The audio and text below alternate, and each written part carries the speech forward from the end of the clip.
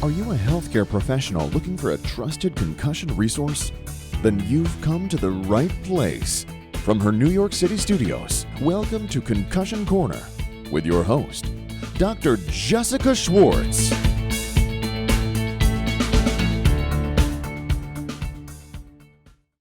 now, a word from our sponsor.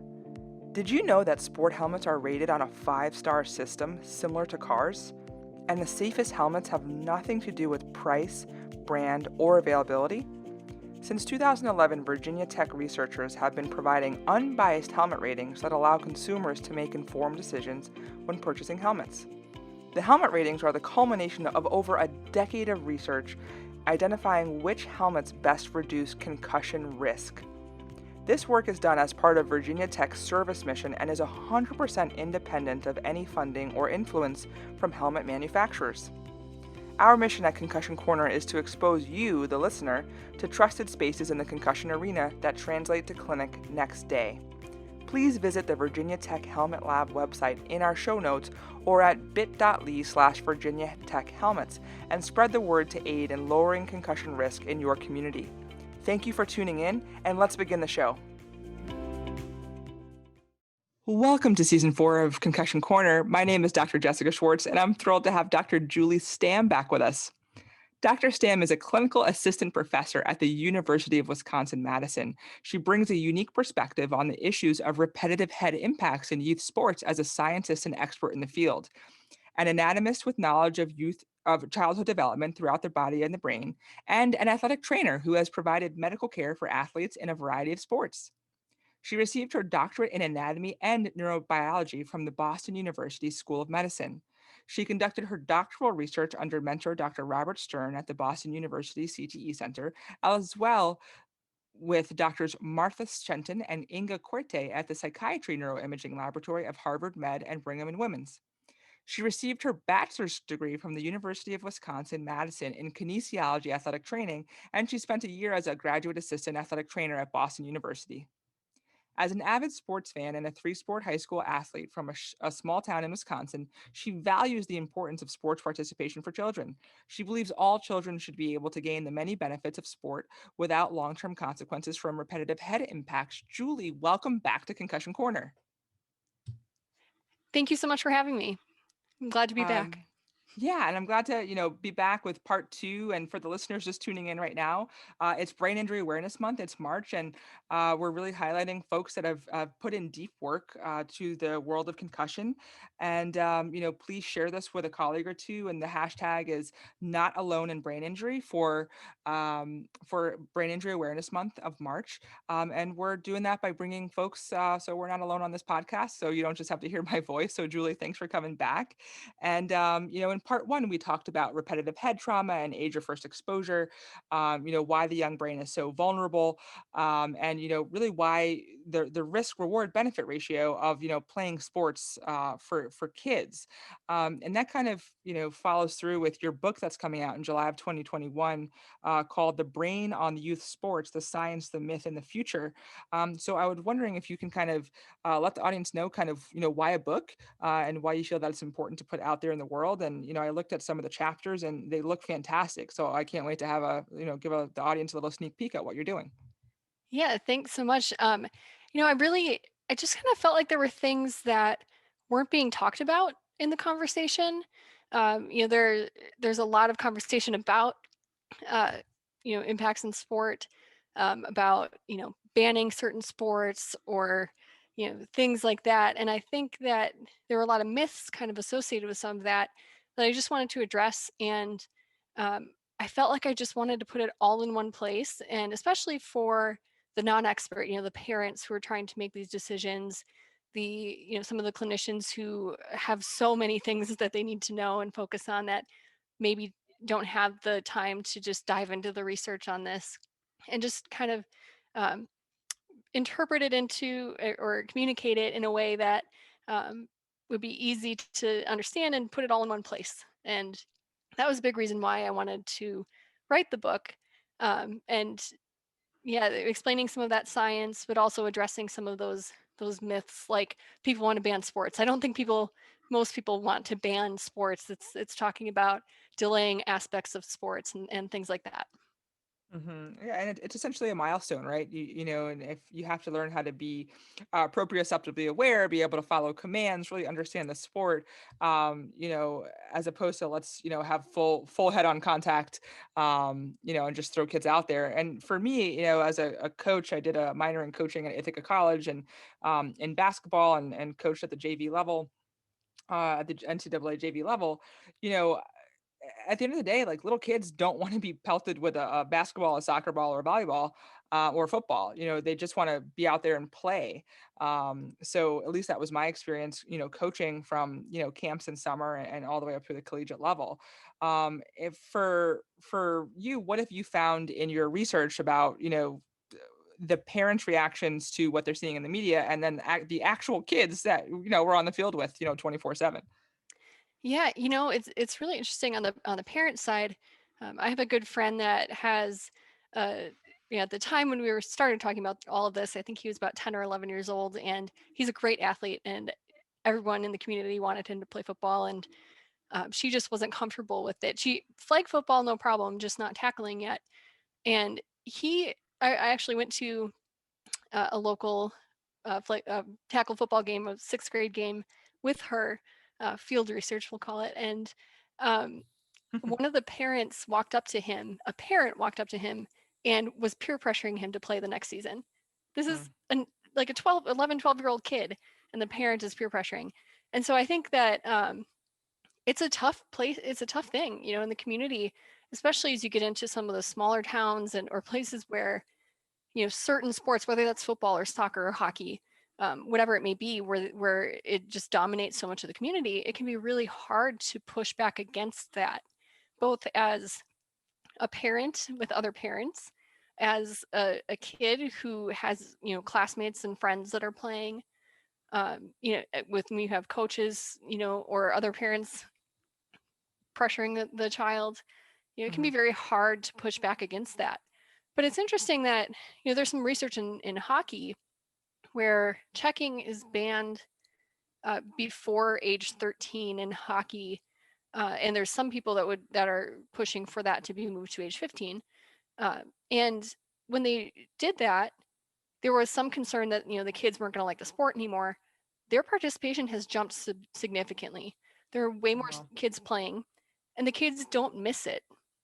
If you're starting in the sport and you've never checked, and you just know you're not going to check until you're 13 or 15 or whatever it may be, the kids overwhelmingly in survey studies have shown that they're not, upset about that. The aggression levels are down in the sport. They're just learning the skills and out there having fun. They don't need to check for the game to be fun. And I think if we did that research, I think we'd probably see very similar things in football as well. Yeah, and I mean, we see this with like even just taking sports out of it with like cars. Like, well, I didn't wear a seatbelt in 1977. Well, that's fine, and but now we wear seatbelts, and this is what we do. And it's again, if you take your research and take yourselves away from it, if you're just having cogent adult conversations, again, why do we want our children to be hitting each other, especially during practice? When really it should be about camaraderie, problem solving, following commands, thinking, 2 or 3 steps ahead and planning, so many wonderful life skills, as opposed to, let's, have the January 13th child, beat up on the November 12th child in the same age group, little Timmy and little Johnny, there's a 50-pound weight difference. It just doesn't make any sense. So yeah, it's just super refreshing to hear. Yeah, I definitely agree. And, I always find it interesting with people saying like, well, I played and I'm fine. And you probably are. Like, that's the truth of it, is you probably are. But, I don't know that we know that entirely. Like maybe that difficulty with planning is related to the fact that you hit your head a lot as a kid. Or, Right. maybe some of these things that we just think are personality flaws, or like just how a person is, we don't know. And that's a lot of, hypothesizing, but, I don't think that we know enough and that we've studied this topic enough to really just say that had zero effect on a person, or maybe it And won't until they're older. So right. And that's that one moment in time, right? Just like right. an image, captures one moment in time. I say to patients that are in chronic pain or acute, a significant Mhm. acute pain, I'm like, well, let's be honest about this. You had that image and you were laying down. What's the percentage of your pain when you're laying down? They're like, oh, well, I lay down to feel better. Well, I'm like, yeah, so you just had an image, then you laid down for that and it captured one moment in time. No different than that parent or whoever saying like, well, I'm fine now. But again, look at your life's work and for the future, that person in 20, 30, 40, 50 years, they may not be fine later. So Mhm. the whole question is why risk it? Just Yeah. why? And I hope they're fine, right? But this is what we Yes. want. But Hmm. I unfortunately I think we just are starting to realize that not everybody necessarily will be. But how Hmm. can we prevent that? And it isn't about getting rid of sports. We don't want to get rid of sports. We just want to delay aspects of the sports that are the highest risk that are inherent to it. And we are never going to prevent every concussion. We're Hmm. never going to prevent every injury. That's impossible, right? That's life carries risks, but we don't need to ask for it and include those parts of the game in different sports that we know cause repetitive impacts, and we know those repetitive impacts aren't without consequence, even if they don't result in symptoms. There's Hmm. ample growing evidence that that's true. So it's just about how do we delay that risk and allow athletes to get as much as possible out of those sports.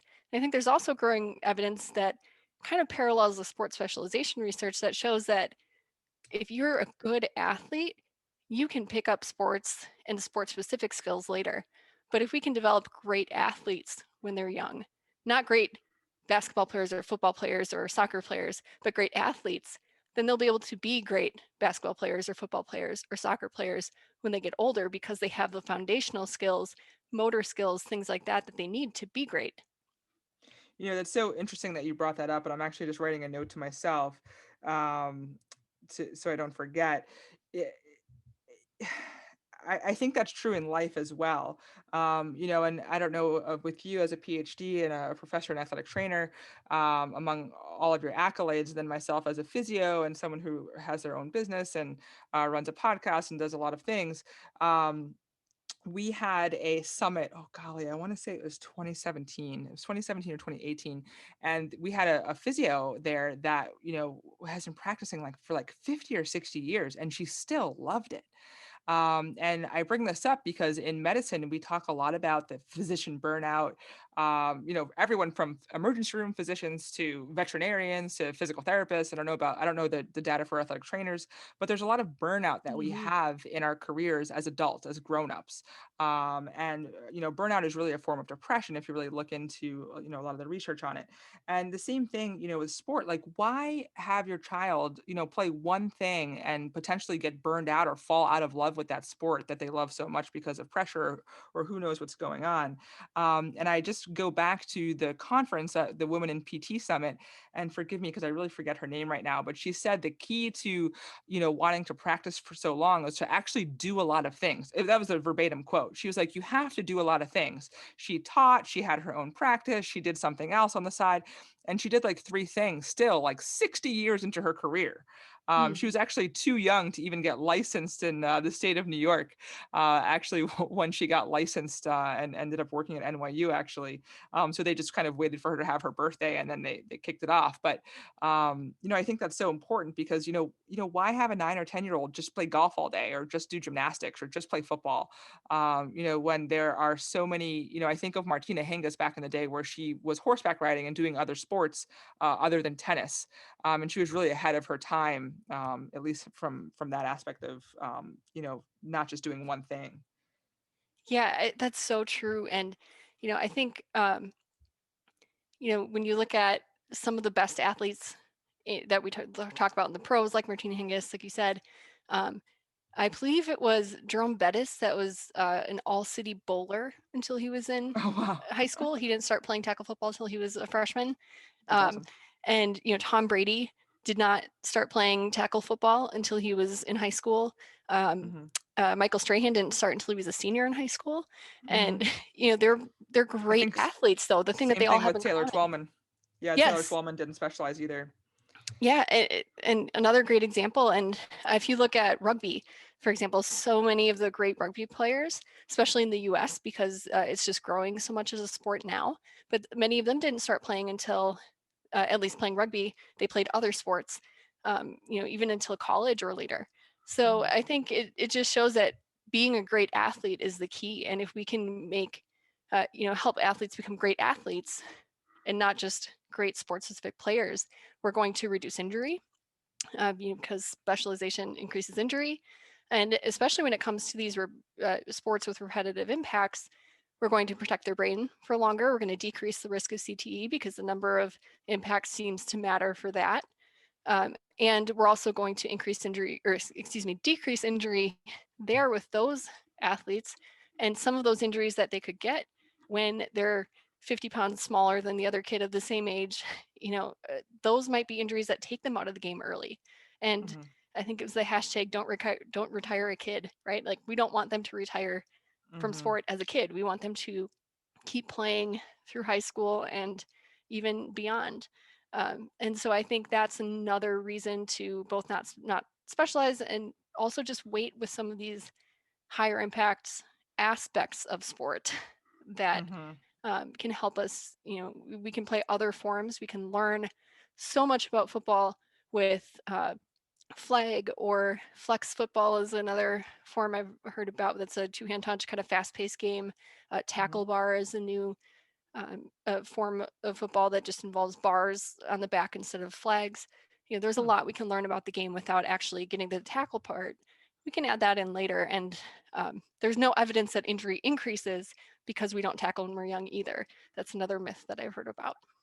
Oh, awesome. One of the chapters in your book is chapter 6, and it's entitled "Why It's Not All About Concussions." I was wondering if you could just elaborate on that. Yeah, it's not all about concussions. I think that's the big myth, and rightfully so. Concussions themselves get so much attention in the media, and they should. It's a very important injury that needs to be acknowledged and managed correctly, reported. But we're learning more and more that these repetitive impacts that happen over time matter. They change the brain, even over the course of one season. There are several studies that have done different brain imaging scans at the beginning of the season, and then followed athletes and scanned them again at the end of the season. And there are differences in the brain. So this is mostly football, but there are differences in the brain, even in those people who did not have a concussion. And most of the athletes didn't have concussions in these studies. And one study followed them out 6 months later, and we could still see differences in the brain. They had not fully recovered that. And then you think about adding on, another season. Some of these sports are played essentially year round, like soccer, even though soccer overall tends to have somewhat lower impacts over the season for that one sport. So many people are playing in different leagues, and having essentially multiple seasons at the same time. And these things add up and actually change the brain. We still have a lot to learn about what exactly those changes mean for the long term. But we also know that for people who are diagnosed, have been diagnosed with CTE, one thing that many of them have in common is years of head impacts. A recent study, I feel like I say recent, but 2020, it kind of just disappeared. So I think it was 2019. There was a study from the CTE Center that showed that people who played, I believe it was 14 years or more of football had about 10 times higher risk of getting CTE, and those who played 4 years or less had 10 times lower risk of getting CTE. So basically that kind of combines, with part one of the podcast in development, that, if you delay until high school, you are probably going to avoid most of the potential development concerns with the head impacts. And if you just play those 4 years of high school, your risk is probably really low of having any long-term outcomes. So why not just delay it and get all the great parts of sports without the head impacts and add that in a little bit later? And just to be clear, we're talking about delaying contact, not delaying the actual playing of the sport. Yes, thank you. Yeah, delaying contact, delaying heading, checking, tackling, those aspects. Mm-hmm. Yeah, and it's just so refreshing to hear that. And again, folks like Dr. Stam here need to be doing this research. They're the ones doing this, day in and day out. And as you've heard from, guests this just even this month of Dr. Jacqueline Cassess and Dr. Kelsey Brick, again, this data collection takes years and years of doing sometimes. So we have to kind of answer one question at a time. And again, at the end of the day, when we take that 30,000 step view, again, a PhD is, super laser focused in on one topic. We've got to have kids moving. Movement is medicine. We look at, depression scores, we look at cardiovascular benefits, we look at socialization, problem solving skills, resilience, which a lot of kids just learn from sport. So again, just so many salient points that you've already brought up here, Julie. Thanks. Yeah, and one thing you mentioned there too with the movement and all, I often hear, particularly with football, that we need a place for some of our people would say like our bigger kids to play, and they like to play football. We have our linemen and all that, and I really don't like that reasoning, because football is a sport that, compared to other sports, has a higher average BMI. Obesity rates in football are substantially higher. And, if we, again, delay that hitting and we put more time into developing that cardiovascular fitness, flag football, playing different positions, more running, involved in some of these other aspects and that cardiovascular fitness, that's only going to benefit kids in the long run. And we shouldn't be saying, well, we should keep this aspect of sport because of certain kids, and we should be really doing everything to fight that and to help these kids become healthier. So I think it's really, we shouldn't be using that as an excuse to maintain a part of a sport that isn't the healthiest thing for kids in the long run. Mm-hmm. Yeah, I completely agree. And, we have about 10 minutes left here, Julie. And, that kind of ties into some of your latest work that you've been doing, I think, with Christine Bao and a few of those folks that are all-stars in the research game as well. And, looking at lower extremity injury risk. And, a lot of the work by, Rob Lionel and those folks, we're seeing, folks that have had a history of head injury within a year, having an up to 80% risk of ACL or ankle injury.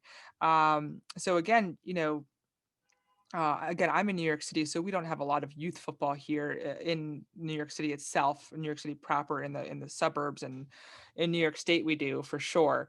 But it's, again, if you kind of can take a step back and counsel parents and be like, little Jimmy here, has a BMI of 32 or 35, something incredibly high. It's like, why are you wanting to keep your child on the heavier side for a position in a sport that he may or has less than 1% chance of going pro at? So cardiovascular health, overall health, agility, body image, I'm sure, for these kids that are developing, at tough ages and stages. So I'd love to hear some of, kind of where your latest research is going in terms of lower extremity injury risk and so on there.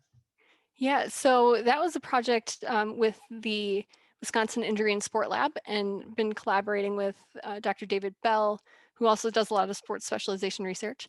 And so that was a project that came up where we looked at adolescents. So these were primarily club sport athletes at tournaments, and they were self-reporting history of concussion, and consistent with a lot of research, like you said, coming out now. We found that they had a greater risk of lower extremity injury. Interestingly, we thought it would be non-contact injury that was a higher risk, and that wasn't the case in our work, although it has been in other work. But there is some hypothesis anyway that potentially there are not only neuromuscular changes, but behavioral changes coming with the concussion that may subconsciously encourage somebody to take more risks as they're playing. Okay. So maybe that leads to a greater injury as well. Overuse injury was actually higher in females in particular. So, that neuromuscular aspect doesn't need to just be, ACL, for example. Maybe the neuromuscular changes are affecting repetitive patterns that lead to overuse. this is a really growing area of research right now. And I think it's really important that we understand how, I mean, the brain controls everything, right? So it shouldn't be surprising that we end up with lower extremity differences as well. And I think this, for me, with the paper that we did, there's not a lot of research on that in adolescence yet. And that's something we really need to look at. And I'm interested in that from the neurodevelopmental standpoint, with development of our motor skills, development of, our cerebellum, and, how might that, are we going to be even more at risk if we experience these things when we're younger, of having lower extremity injuries, maybe even beyond a year. So that's one thing we've done. And I've also collaborated with the Wisconsin Injury and Sport Lab on concussion education work, and with Christine Baugh on that as well, looking at club sport coaches and high school coaches. We had a paper come out this past year looking at concussion knowledge and knowledge of management plans too. And that's another piece of work that I'm working on and have been working on. We found that the knowledge was lower in club sport athletes coaches compared to high school coaches. And I think it just brings up the idea of who's regulating this stuff, right? So there are more, I think, there's a better regulatory body generally for high school sports, but it's a bit of the Wild West in the club world. So that, I think, is a thing for parents to know too, that always get to know your coaches and ask questions about what they know about concussion management, especially as, both high school level too, but especially as you're getting out into, club teams or travel teams too, because there just may not be management plans or regulations in some of these other leagues as well. And I didn't anticipate, having this conversation with you, but I think that's such an important point that you made, and that we need to hear on all different levels, because again, when it comes to socioeconomic status in the community, we have to be aware of who is coaching our children. So is it somebody who, went through a process of kind of like this hazing upbringing of doing Oklahoma drills and, puking into a garbage can, with 12, 15, and 16-year-olds, which there's no scientific rationale for the training, as a strength and conditioning specialist myself, and a physio with an exercise science background. We see a lot of this behavior, kind of what was done to me, I'll do to you type training, which may be incredibly unsafe. For example, we've seen, historically, with not being able to drink water on high heat days, and then, the sudden cardiac death, and, cardiogenic shock and things like that happen in, August. We just no longer do, because of, again, folks like yourself doing the data and the research here. And we literally, I hope that folks like yourself are doing the research that you're doing, and then we can change the behaviors of folks. And going back to the regulatory aspect of coaching, please be aware. Maybe you're a clinician listening to this, or maybe you're a coach, or you're a sideline, a soccer mom or a soccer dad on the sidelines. And then you do realize that, after listening to this podcast and listening to all of Dr. Stam's work that she's done over the past years, that, hey, maybe Coach Smith may not be going by, best practices. And that can be a very contentious situation that you may be put in. But if you realize that your child and other kids are in danger, you have to speak up. And it becomes very, very uncomfortable. But I'm a big believer of, I'd rather speak up and do something with class and, behind the scenes, as long as, everything's in a safe space, to change something for the future, whether it being a regulatory board, than to say something and then, injuries happen throughout the year that can be totally preventable. That could change a kid's whole outlook. If we're looking at an ACL injury in junior year because of a silly play that shouldn't have been called, or a practice where these kids are exhausted and playing fatigued.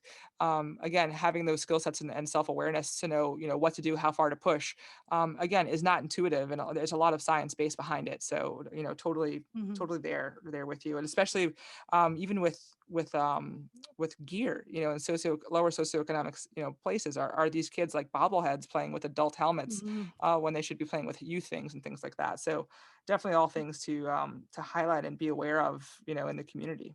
Definitely. That's so true. And I do make a point in the book to say this isn't permission to be that parent, right? We all know that parent who, is overly into the coach's business, of course, but you should feel empowered to ask questions that are related to your child's health. And you should, be willing to speak up if you feel like there's something that's not right. Advocate for having athletic trainers on your sideline. I don't care if your kid is 6 years old in a league, or advocate to have somebody there who knows how to manage these injuries. Advocate for training, concussion training for your coaches at all levels, and not just reading a 3-minute piece of paper, like actual training. Mhm.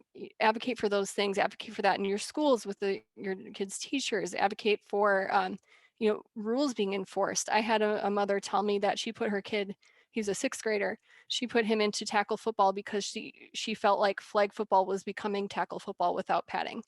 And Mm. if we're not enforcing the rules to maintain the safety of our non-contact versions, then what is the point? Why are we doing it? Mhm. So Yeah, those totally. are all things that parents or coaches, others in the community can advocate for to help these leagues, to help these kids play sports safely in these leagues, and even advocating for leagues, right? So Mhm. you can band together with other parents to create a flag football league, or a flag rugby league, or something like that in your community, to give those opportunities if they don't exist. Maybe it's Mhm. even bringing multiple communities together to do it. And it's not acting like it's easy, but it can be done, to help improve sports in your community. Indeed. And, as we wrap up shop here, we're coming up on 30 minutes. I can't second this enough. And then, just think that if you are a listener tuning in and you may be a physical therapist or an athletic trainer or a physician or whomever listening in, and you have kids, or you're an uncle or an aunt or whatever it is, just think that all the money that's being spent on these Under Armour jerseys that are like NFL quality, Hmm. just think it could be like 25 bucks an hour to have an athletic trainer on your sideline, split 20 ways or 30 ways per tournament or whatever it is completely worth it to have a medical professional that's trained in sideline assessment and safety is totally worth, being there. Even though, you're not going to wear the Under Armour Nike branded stuff to the supermarket or to the beach or whatever it is to have the swag. It's so valuable to have an Hmm. athletic trainer on the sideline. So, Julie, thank you so much for coming on. Last question for you before we head out of here. Where would you like to see this book, put this the good juju out into the world? And, what are your hopes that, where this book will go, school districts or parents or PTA type things? Where would you like this book to travel? I really want, I think first and foremost, for it to get to parents. I think that there's a lot of pressures out there. There's a lot of misinformation, or a lot of extremes in the information that's presented. It can be, we don't know everything, so we know nothing, so just keep on as it is. Or it can be, don't play any contact sport until you're 18. And let's find a middle ground. And I also hope that it helps empower parents to have the talking points that will make them confident in advocating for their child. I think that's a really important thing. And also for, those clinicians who maybe this isn't your area of expertise, but it's something you really want to learn more about, or you see patients in your setting. So many clinicians, we all have our areas of expertise, and we all have so many things to know. I can't imagine being a primary care physician in days like now, so many questions on so many different things. Hopefully you can be a resource to help, just kind of consolidate it all into one place, for those folks. And schools, um, you coaches. I hope that a variety of different people that have a stake in sports can get something valuable out of it. Indeed. And, it's just a really nice, succinct place, from years and years of research and, thousands of participants, evaluated, to have someone like yourself succinctly put a book together for folks. So, again, the value in that is so valuable for folks to either who are unable to gather their thoughts in a succinct pattern, or don't have the evidence-based background or training in medicine and research. Just a really good place to be. So the book is called The Brain on Youth Sports: The Science, the Myths, and the Future, by Dr. Julie Stam. And, Julie, thank you so much for coming on to Concussion Corner. It's our 4th season. We're living in a novel pandemic. It's Brain Injury Awareness Month. We're trying to push all the good things out into the world to support folks with brain injury, concussion, and persistent symptoms, and the whole nine. Where can folks find you? We have juliestam.com. Will be in the show notes, your Google Scholar links as well, and the Amazon book link for when this comes out in July of 2021. What's the best way for folks to reach out on social media? Hey, you can find me at Julie Stam PhD on Twitter, Facebook, Instagram. You can find me on LinkedIn. So all of those socials, you can find me there. Awesome. And yeah, so we will wrap up shop. Thank you so much for coming on. For the listeners that are here with us, please consider us, rating us 5 stars on your podcast listening platform of choice. It helps us grow so much. Each podcast takes like 5 to 6 hours to produce and upload and put together. So, I thank the folks for donating their time to help us get this FOAMed free open access medical education out there to folks. And, I just appreciate you tuning in and listening in. So Julie, thanks so much for coming on. Thank you so much for having me. And thank you so much for all of the work that you do with this podcast and your other endeavors to increase awareness and educate everyone on this really important topic. Oh, I appreciate that. Thanks so much, Julie. Thank you for listening to the Concussion Corner, hosted by Dr. Jessica Schwartz. The information in this podcast is for entertainment purposes only and not to be used as personal medical advice. Don't forget to follow us on social media on Facebook, Instagram, Twitter, and YouTube at Concussion Corner.